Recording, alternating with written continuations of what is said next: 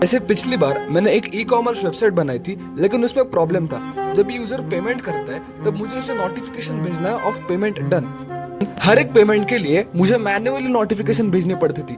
ये बहुत ही हेक्टिक था और ये स्केलेबल बिल्कुल भी नहीं था। ये बहुत प्रॉब्लम दे रहा था। और फिर मैंने फॉलो किया event driven architecture. Event driven architecture implement करने के हमें दो टाइप्स है। फर्स्ट है एसएनएस और दूसरा एसक्यूएस।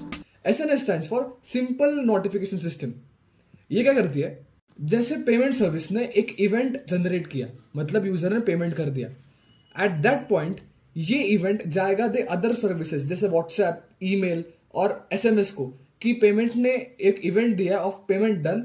तो ये उस तरह से अपना काम करेंगे कि ये मैसेजेस पर्टिकुलरली यूजर को जाएंगे थ्रू ईमेल, एसएमएस और WhatsApp. In simple words, SNS ने बेसिकली अपना जो काम है या फिर अपना जो इवेंट है ये ब्रॉडकास्ट कर दिया टू अदर सर्विसेज। लेकिन कभी कभी मुझे चाहिए कि मेरा हर मैसेज या फिर हर इवेंट ब्रॉडकास्ट नहीं होना चाहिए। कभी कभी मुझे चाहिए कि मेरा मैसेज सिर्फ एसएमएस के थ्रू जाए, सिर्फ व्हाट्सएप के थ्रू जाए या फिर ईमेल के थ्रू जाए। इसके लिए we have SQS. SQS stands for simple queue system.